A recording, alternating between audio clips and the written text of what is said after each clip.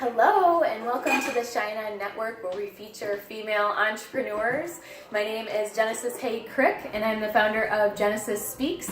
And today we have with us a special guest. Her name is Stacia Staples. Hello, Stacia. Hi, Genesis. Thanks for having me today. Absolutely. Stacia is such an inspiration. She has so many great things going on. She's a mother, a hairstylist, an inspiration, and also the race director of the Harry Buzz 10K. So tell us a little bit about this. This is so awesome. What inspired you to create this race? I was out to dinner with a very, very close friend, and she's such an inspiration to me for all that she has going on. She's the president of Studio 404, and I've worked with her since I was 17 years old. So in that lifetime, I have been inspired to do a lot of different things that I never would have had the nerve to do. And she asked me when I was going to do a half marathon or a marathon because I love running so much. And I just said, I don't have time for that. And she said, oh, because that wouldn't be an inspiration to your kids or anything. I thought, oh, gosh. All right, yes, I'll put it on my think list. And I said, though, something that has been on my mind is putting together something more for the community more than myself. Sure. And we have so many 5Ks that are fantastic, and they go to such, great reasons for having them, and they really stir a lot of community and volunteerism, and there's such great things that come out of it. But what happens after the 5K? Could there be something that could take them to the next level, challenge them a little bit more? And Sure. at the time, couch to 5K was really becoming very popular. So what if there was a couch to 10K? What if there was something for all the 5Kers to take their game up? So I said, I'd really love to have a 10K going on in the community. Mm-hmm. And so we started hashing that over, and I said, I think it'd be really fun to call it the Harry Beer Run. And because, hair being associated and with the salon being associated, but then have a big party afterwards and have beer and make it fun. Well, it's really, really hard to get sponsorship when you have the word beer in it, because obviously it insinuates alcohol.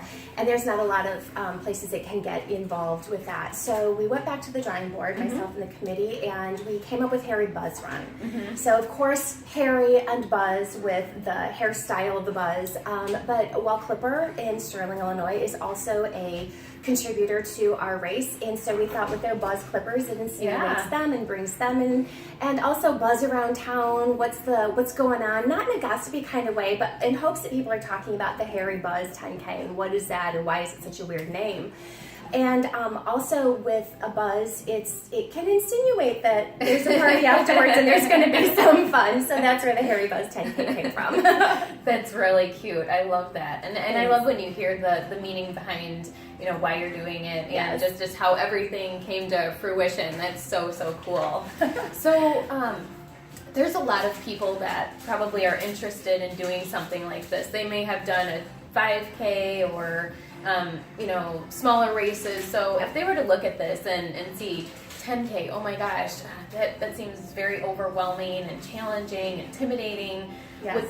Do they have to run the whole thing, or are there some other options? That's what having a beautiful committee is all about, because there have been amazing people on this committee that have come up with some other ideas, because it's true, a 10K can be very intimidating, especially if you're still on the couch and you're like, oh, that's so much work.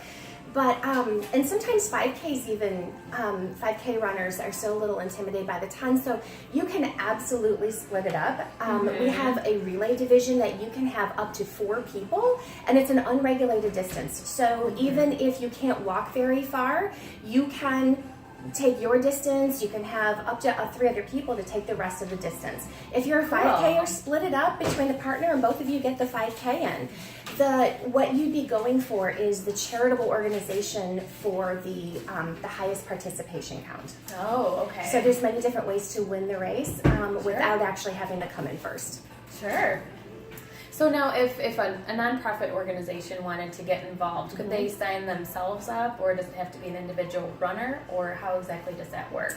They absolutely could, and the way they would do it is they would start to form a group. They'd get people within their organization, or people who care very much about their organization, to just participate, whether they get on a relay team or whether they want to challenge themselves and do the whole thing. They just start a group, and the people who have the charitable organization that has the highest participation rate wins 1/3 of the money. So with this race, it's it's a little bit different than your ordinary race. There's 3 different ways that you can win the money. So Sure. yes. And would you like to talk a little bit more about that? So there's 3 categories then, Yes. correct? Yes. And so there's 3 different ways that someone can win, essentially. Yes. So the first category is the first female that wins, and then the second category is the first male that comes in, and then the third category is the charitable organization that has the highest people count under their name. So when you sign up on Race Roster, you sign in for the charitable organization that you're running for, and while you're all running, I count all that up, and the charitable organization that has the highest people under its name wins a third of the money. When we were creating this race, I knew that all of the registration funds were going to have to support a charity, but I didn't feel that it was right for me to choose where these people are working so hard to send their money to. So what I wanted to do was allow them to choose. So if you're going to challenge yourself and work really hard, go through the training to do a 10K, you should be able to choose where you want your money to go to. So if you have an organization that's near and dear to your heart and you're the first female in or the first male in, you should choose where that goes. But it also then will be a vote towards an organization that has the highest participation count. What's really been exciting is truly one organization could take all 3 categories. In the last 2 years, we have had one organization, which was United Way of Lee County, take two categories, and it was the first time that had been done, and now they've repeated it again this last year.